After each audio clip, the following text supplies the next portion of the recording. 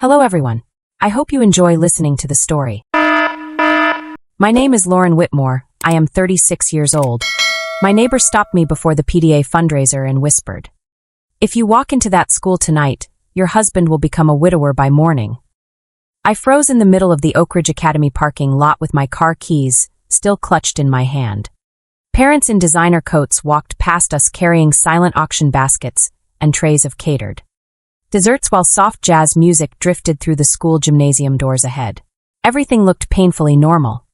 The string lights hanging around the entrance glowed warmly against the cold October air, and giant banners reading Fall Fundraiser for Children fluttered above the crowd. Then I looked back at my neighbor Caleb Ross and realized he was deadly serious. The man barely spoke to anyone in Fairfield Hills. He kept his blinds closed, avoided neighborhood barbecues, and spent most evenings sitting alone on his porch with a cup of black coffee. But tonight his face looked pale beneath the parking lot lights, and there was real panic hiding behind his calm voice. "You cannot go inside," he said quietly. "If you enter that building tonight, you will not make it home alive." A nervous laugh escaped my throat before I could stop it.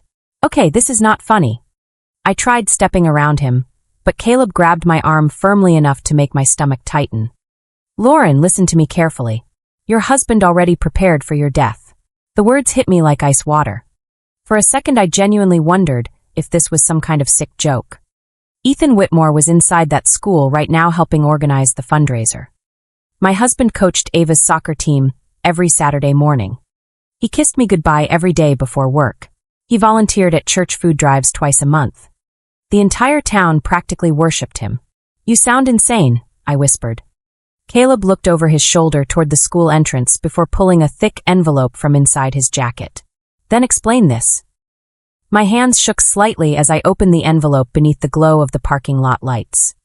The first document inside made my blood run cold immediately. $5 million life insurance policy. Beneficiary, Ethan Whitmore. Effective date, 3 weeks ago. My breath caught painfully in my chest. I never signed this. Caleb's eyes stayed fixed on the school entrance. "Yes, you did. Electronically." Suddenly my mind flashed backward through dozens of strange moments I ignored over the past few months. Ethan insisting I handle the PDA treasury accounts because he claimed I was better with numbers. Principal Diane Mercer constantly asking me to approve emergency budget transfers for school renovation projects. The school cameras mysteriously going offline for maintenance this entire week. God. Even Ethan pressuring me to update our digital signatures during tax season suddenly felt wrong now. "What is happening?" I whispered. Caleb lowered his voice even further. "The Oak Ridge Children's Charity Fund has been laundering money through fake construction companies and offshore accounts for years. Your husband, Diane Mercer, and several PDA board members are involved." My knees almost buckled beneath me. "No, Ethan would never." Caleb cut me off instantly. "By midnight, they plan to make you look desperate, unstable, and guilty." Before I could answer, sirens suddenly echoed faintly from somewhere down the road. Caleb turned toward the sound with visible urgency. "You need to leave now." My pulse exploded inside my ears as he pulled me away from the school entrance toward his truck parked near the back lot. Then I saw smoke beginning to rise behind the gymnasium windows. Parents started screaming. Within seconds, fire alarms erupted across campus while people rushed toward the exits in panic. I stood frozen beside Caleb's truck watching flames spread through the school, where I was supposed to be standing only moments earlier. Caleb reached into another folder and handed me a federal case file with my husband's name highlighted in red ink. The cabin Caleb brought me to sat deep in the woods outside Fairfield Hills, hidden behind a line of pine trees and an abandoned fishing dock overlooking a black frozen lake. By midnight, every news station in Connecticut was already broadcasting footage of Oak Ridge Academy burning behind flashing emergency lights, while terrified parents stood crying outside police barricades. I sat wrapped in an old wool blanket on the cabin couch, staring at the television as smoke swallowed the gymnasium where I was supposed to have been standing less than 2 hours earlier. The reporter's voice trembled dramatically as she announced breaking developments in the investigation. Authorities are now searching for PDA Treasurer Lauren Whitmore after evidence of financial misconduct connected to the fundraiser emerged tonight. My face appeared across the screen beside giant red headlines reading missing PDA official and possible embezzlement scandal.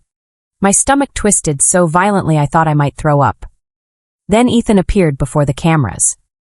He looked devastated, perfectly devastated. His dark hair was slightly messy, his tie loosened just enough to suggest panic and exhaustion. Any stranger watching him would have believed they were looking at a grieving husband terrified for his missing wife. Lauren has been under tremendous emotional pressure lately. He told reporters softly while rubbing his forehead. I just want her safe. My chest tightened painfully as I watched him perform concern with terrifying precision. 15 years together, and I suddenly realized my husband had probably been acting the entire time. Caleb muted the television and leaned against the kitchen counter with his arms crossed. He is creating the unstable wife narrative, he said calmly. Once people believe you were emotionally compromised, they will accept almost any accusation afterward. I stared at Ethan's face frozen on the screen. How long has this been happening? Caleb exhaled slowly before placing several thick audit folders onto the coffee table. For at least 6 years, he said. I opened the first folder with shaking hands. Inside were bank transfers, fake invoices, offshore wire confirmations, and shell company registrations linked directly to Oak Ridge Academy's children's charity fund. Millions of dollars had moved through accounts disguised as playground renovation projects, literacy programs, and scholarship initiatives. But the money never reached the school. It vanished into luxury real estate developments tied to Ethan's company and hidden offshore accounts connected to Principal Diane Mercer. My mouth went dry as I flipped through page after page, carrying my own electronic approval signature. No, I whispered weakly. I never authorized this. Caleb nodded grimly. You did not, but your husband had access to your authentication credentials after convincing you to manage PDA finances. Suddenly I remembered Ethan insisting we merge all our passwords for convenience after Ava was born. God, he had been preparing for this for years. The room felt colder with every document I read. Ethan was drowning in debt after a failed commercial property deal in Miami collapsed earlier that year. Hidden loan notices showed he owed over $30 million to private lenders.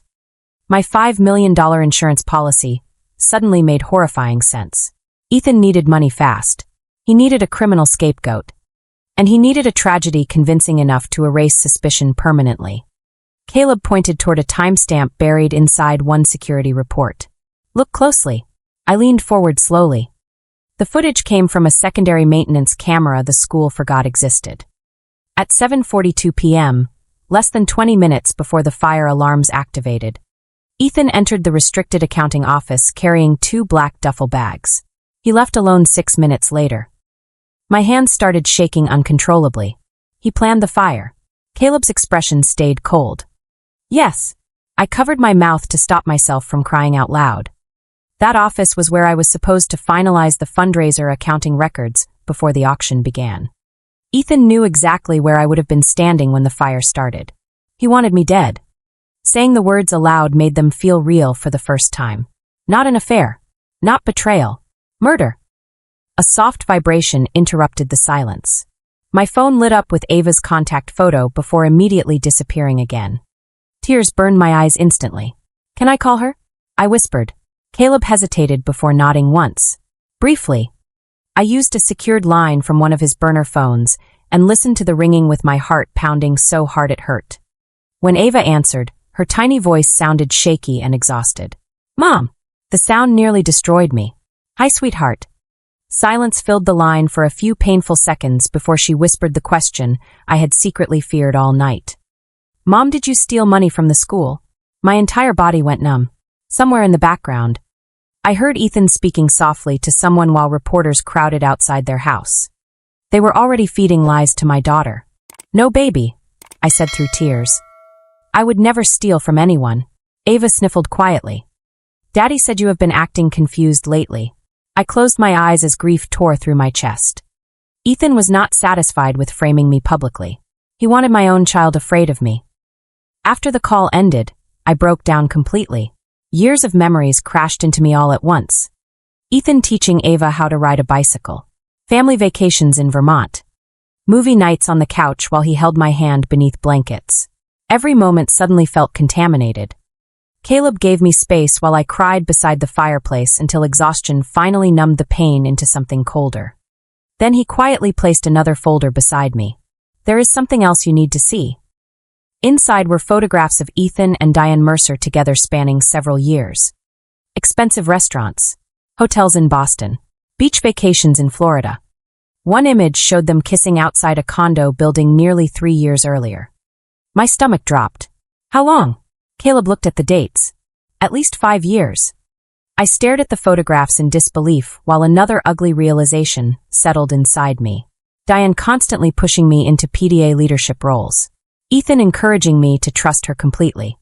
The two of them building the perfect scapegoat together while smiling across dinner tables at me for years. I felt physically sick. Outside, snow began falling heavily across the lake while the television continued replaying footage of the school fire. Suddenly, the screen switched to another emergency update. Authorities are preparing an arrest warrant for Lauren Whitmore in connection to the Oak Ridge Academy financial investigation. My face filled the screen again while the reporter described me as emotionally unstable and potentially dangerous. Caleb slowly looked toward me from across the cabin. Now you understand, he said quietly. They are not just trying to ruin your life. They are trying to erase the version of you your daughter trusts forever. The next 3 days felt like living inside someone else's nightmare. Fairfield Hills transformed overnight from a quiet suburban town into a media circus filled with satellite trucks, police barricades, and neighbors whispering behind closed curtains. Every television in America seemed determined to replay the same story on an endless loop. Missing PDA treasurer, school fire, embezzlement scandal. Emotionally unstable suburban mother disappears before arrest warrant issued. Each headline felt like another shovel of dirt thrown onto my grave while I was still alive to watch it happen. Caleb barely let me leave the cabin except at night. Federal investigators, connected to the local task force, were already searching nearby towns for me. But according to Caleb, many of them did not even realize the evidence had been manipulated. Most people inside the system only see the version presented to them. He explained while monitoring police scanners at the kitchen table. That is how corruption survives. Good people become weapons without knowing it. By the 4th day, exhaustion finally broke me. I sat wrapped in blankets beside the cabin fireplace staring at another interview with Ethan on national television while snow fell heavily outside the windows. He looked thinner now, more tired, more sympathetic. The perfect grieving husband watching his wife mentally collapse under pressure. Lauren always cared deeply about the school community, he told the interviewer softly. I just wish she had asked for help before things spiraled this far. The woman interviewing him actually looked emotional listening to his lies. I muted the television before I smashed the remote against the wall. Maybe I should just turn myself in, I whispered. Caleb looked up immediately from his laptop. And then what? I buried my face in my hands. At least Ava would stop seeing me on the news like some criminal. Caleb walked closer slowly. No, if you surrender now. Ethan controls the story forever. Your daughter grows up believing her mother burned down a school and stole from children. The words hit harder than I expected because deep down I knew he was right. That evening, Caleb finally told me the truth about himself. We sat at the cabin table surrounded by audit files and evidence folders while freezing rain rattled against the roof overhead. My real name is Caleb Ross, he said quietly. But your neighborhood knows me as a retired accountant because federal forensic auditors do not exactly blend well into suburban charity events. I stared at him in disbelief. You are federal? Caleb nodded once. I have been investigating nonprofit laundering operations tied to Oak Ridge Academy for almost 2 years. He opened several case files filled with photographs, wire transfers, and surveillance logs. According to Caleb, the PDA fundraisers were never really about helping children. The school became a perfect laundering machine because nobody questions charity money connected to elementary schools. Millions flowed through fake construction projects, shell foundations, and offshore real estate purchases while parents baked cupcakes and bid on silent auction baskets upstairs. Several people who questioned the finances were either bought off or publicly discredited, Caleb explained. One former PDA treasurer suddenly developed a gambling addiction, according to local rumors. Another supposedly stole from the church fundraiser and moved away in shame. My stomach tightened. You think Ethan and Diane destroyed them too? Caleb looked at me carefully. I think your husband has been rehearsing this strategy for years. That night, I accessed an old backup email account Ethan forgot existed. My hands shook while searching through archived messages from years earlier. At first I found harmless things. Vacation bookings, mortgage paperwork, school schedules. Then I discovered a hidden folder labeled D. My pulse exploded instantly. Inside were hundreds of deleted messages between Ethan and Diane Mercer, stretching back nearly 5 years. Hotel reservations, offshore account discussions, fund transfers disguised as renovation grants. Then I found the emails that made my blood turn cold. Diane sent Ethan a projected insurance payout spreadsheet just 2 days after his failed Miami real estate deal collapsed. Ethan replied with one sentence that nearly made me stop breathing. If the fire happens during financial review, Lauren becomes the perfect suspect. I physically recoiled from the screen. Another email outlined the exact timeline of the fundraiser night. Security cameras offline. Emergency exits delayed. Accounting office occupied. My body went numb as I realized something horrifying. The fire was not meant to scare me. It was meant to kill me. I stumbled into the bathroom and collapsed onto the floor, shaking violently. For several minutes, I could barely breathe. 15 years of marriage replayed inside my head like poison. Ethan holding Ava in the hospital after she was born. Ethan promising me we would grow old together while dancing barefoot in our kitchen. Ethan telling me family was the only thing that mattered. Every memory felt infected now. Caleb eventually found me sitting against the bathtub, crying silently into my hands. I cannot understand how someone lives beside you for 15 years planning this, I whispered. Caleb stayed quiet for a moment before answering softly. Some people do not see family as love. They see family as leverage. The next morning, another televised fundraiser event was announced to support Oak Ridge Academy after the tragedy. Ethan would headline the gala alongside Diane Mercer while publicly cooperating with authorities. Investigating me. The hypocrisy made me physically ill. Then Caleb showed me one final piece of evidence recovered from offshore banking records. Ethan increased my life insurance policy less than 48 hours after private lenders threatened legal action against him over his debts. He had literally calculated how much my death was worth financially. I stared at the documents for a long time before finally speaking. He already decided I was more valuable dead than alive. Caleb nodded grimly. Yes. That was the moment something inside me changed permanently. The fear stopped controlling me. The grief hardened into something colder. I looked up slowly at Caleb across the cabin table. I am done hiding. He frowned immediately. Lauren, the warrant is already active. They will arrest you on sight. I shook my head. Not before the truth goes public. The replacement fundraiser gala would be live-streamed across the entire Fairfield Hills community. Every parent, donor, and reporter would be there.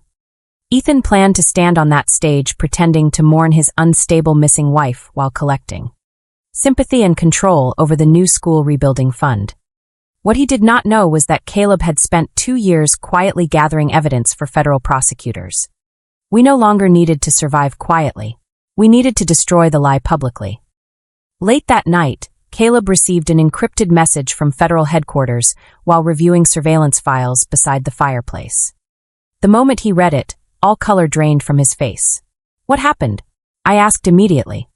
Caleb looked up slowly from the screen. My cover is blown. Outside, headlights suddenly appeared through the snow beyond the cabin trees. Caleb reached for his gun without taking his eyes off the window. Lauren, he said quietly, we need to leave right now. The replacement fundraiser gala at Oak Ridge Academy looked almost identical to the night of the fire, which somehow made everything feel even more disturbing. New banners covered the damaged walls of the rebuilt gymnasium while fairy lights glittered across. The ceiling above hundreds of wealthy parents sipping champagne and pretending their community had survived a terrible tragedy together. Reporters crowded near the stage waiting for Ethan Whitmore to deliver his emotional speech about resilience and rebuilding. Outside the school, television vans lined the streets while police officers guarded every entrance because authorities still considered me a fugitive connected to financial crimes and suspected arson. Ethan had turned my destruction into a public relations campaign, and Fairfield Hills was eating it alive. I watched everything through a security monitor inside a utility room beneath the school gym while Caleb connected federal surveillance equipment to the building network. He moved quickly despite the bruise darkening the side of his face after our escape from the cabin. "Once the stream goes live, there is no turning back," he warned quietly. I looked at the screen showing Ethan greeting parents near the auction tables. He wore a black suit with a silver tie, polished and grieving in exactly the right proportions. Beside him stood Diane Mercer in a cream-colored dress, pretending to comfort him whenever cameras pointed their direction. Watching them smile together after trying to burn me alive made my stomach twist with rage, so sharp it almost felt clean. "Good," I whispered. "I do not want to turn back." Upstairs, the gala officially began at exactly 7 o'clock. Principal Diane stepped onto the stage first, thanking the community for their strength after the fire. Her voice cracked at carefully rehearsed moments while parents applauded sympathetically. Then Ethan took the microphone. The gymnasium fell silent immediately. "The last few weeks have tested all of us," he said softly while lowering his eyes at exactly the right moment. "My daughter and I are still praying Lauren gets the help she needs." I physically recoiled hearing him weaponize concern so effortlessly. Ava sat beside the stage wearing a blue dress I bought her for last year's Christmas concert. She looked pale and exhausted beneath the bright lights. My chest tightened painfully. Ethan was using our daughter as emotional decoration while publicly burying me alive. Caleb tapped several keys beside me. "Ready." My pulse exploded inside my ears. Upstairs, Ethan continued speaking about healing, forgiveness, and protecting the school community from scandal. Then suddenly every light inside the gymnasium shut off at once. The crowd gasped in confusion. For 3 seconds, complete darkness swallowed the room. Then the giant projector screen behind the stage flickered to life. Ethan's face appeared first. Not the polished version standing on stage. The real version. The recording showed him sitting inside his office, signing my $5 million life insurance increase while speaking casually to Diane Mercer. "Once the fire happens, the payout solves everything," he said while adjusting his cufflinks. The entire gymnasium froze in silence. Parents stared upward in disbelief, while Ethan physically stumbled backward on stage. "Turn that off," he snapped toward the sound booth. But Caleb already locked control of the entire system. Another video began playing immediately. Diane Mercer appeared on screen reviewing blueprints of Oak Ridge Academy with Ethan beside her. "The accounting office has the weakest sprinkler coverage," Diane explained calmly. Ethan nodded. "Lauren will still be inside finalizing records at that time." My blood ran cold hearing them discuss my death with the emotional detachment of people planning catering arrangements. Shock spread across the audience like a wave. Several parents actually stood up from their tables in horror. Then came the offshore bank transfers. Fake construction invoices. Deleted emails. Security footage showing Ethan entering the school with accelerant containers before the fire. Diane deleting surveillance records from the main server room afterward. Gasps turned into chaos. Parents began shouting across the gymnasium while reporters surged toward the stage trying to capture every second live. Ethan grabbed the microphone frantically. "This is fabricated," he shouted. "Lauren is mentally unstable. She manipulated this entire thing." But his voice sounded weak now. Panicked. Cornered. Then the final clip played. Ethan sat inside a private bank office just days after his failed Miami deal collapsed. "How quickly does the life insurance activate if my wife dies during an active criminal investigation?" he asked calmly. The banker answered quietly off camera while Ethan nodded like he was discussing mortgage rates instead of my funeral. A horrified silence swept through the gymnasium. Even Diane looked sick. That was when the gym doors opened. Every head in the room turned toward me as I stepped inside beside Caleb and 6 federal agents. Wearing dark jackets marked Financial Crimes Task Force. Camera flashes exploded instantly while shocked whispers rippled across the crowd. Ava saw me first. Her eyes widened with disbelief before tears immediately filled them. "Mom," she whispered.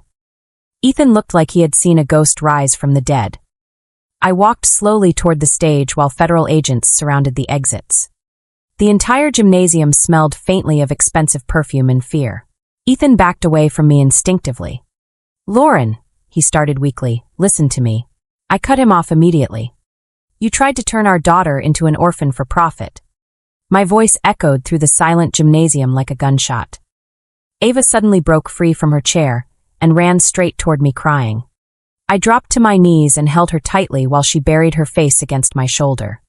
Around us, reporters shouted questions while parents stared at Ethan with open disgust.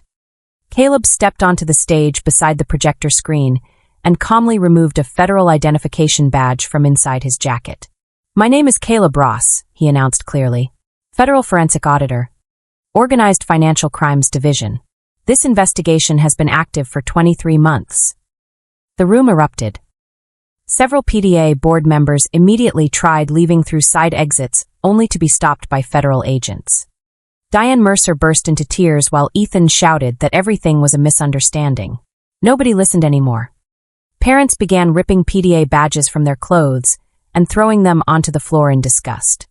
Years of suburban perfection collapsed within minutes beneath projector lights and live stream cameras. Then FBI agents moved toward Ethan.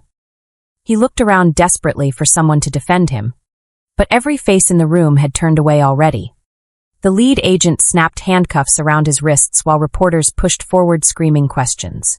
Diane was arrested beside him moments later. Ava clung tighter to my arm while trembling against me. Ethan twisted around one last time as agents dragged him toward the exit. Rage burned across his face now that the performance finally died. You still do not know who really owns this neighborhood, he screamed before disappearing through the gym doors beneath a storm of flashing cameras. 2 months after the gala exposed everything, Fairfield Hills no longer looked like the perfect suburban community featured in real estate brochures and parenting magazines. Federal investigations shattered the neighborhood from the inside out. Ethan Whitmore remained in federal custody after being denied bail on charges tied to fraud, attempted murder, arson conspiracy, and financial laundering. Diane Mercer lost her position, the PDA officially dissolved, and multiple school board members resigned after investigators uncovered years of stolen charity money hidden behind fake children's programs. Every parent in town suddenly realized they had spent years donating money to criminals while applauding them at bake sales and silent auctions. I was officially cleared of every charge connected to the fire less than 3 weeks after the live stream exposed the truth. News stations that once called me unstable now described me as the suburban mother who survived a calculated murder plot disguised as community charity work. But none of that mattered as much as sitting at my kitchen table again with Ava eating pancakes on a quiet Sunday morning while sunlight poured through the windows. For weeks after Ethan's arrest, she still woke up crying from nightmares about the fire and the reporters screaming outside our house. Trauma does not disappear just because the truth finally wins. The hardest part was accepting that someone could sleep beside you for 15 years while secretly planning your death. Ethan did not destroy our family in one moment. He destroyed it slowly with lies, manipulation, paperwork, and carefully practiced smiles. Looking back now, I realize the scariest people are not always violent or loud. Sometimes they are charming fathers coaching soccer games and shaking hands at school fundraisers, while quietly calculating how much money your death could bring them. A few weeks later, I returned to accounting work helping federal investigators uncover nonprofit fraud networks connected to schools and suburban charities across multiple states. Caleb continued leading investigations into the larger laundering operation Ethan hinted about before his arrest. Because the terrifying truth is that Fairfield Hills was never unique. Corruption survives best in places where people mistake appearances for character. One cold evening, Ava and I stood outside Oak Ridge Academy watching construction crews rebuild part of the damaged gymnasium. She slipped her hand into mine and looked up quietly.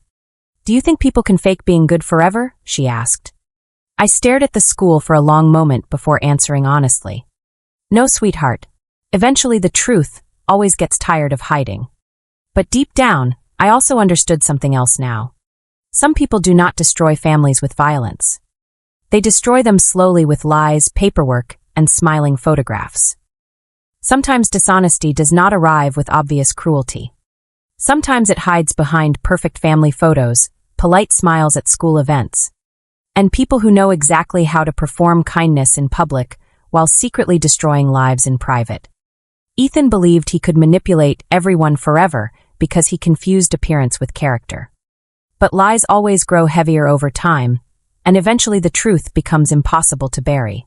That is the real lesson in this story. Never ignore small manipulations just because they come from someone you love or trust. Protect your finances, your voice, and your instincts before someone else uses them against you. A dishonest person rarely destroys only one life.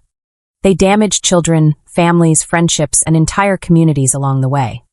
If this story shocked you, make sure to subscribe, like this video, and leave a comment below.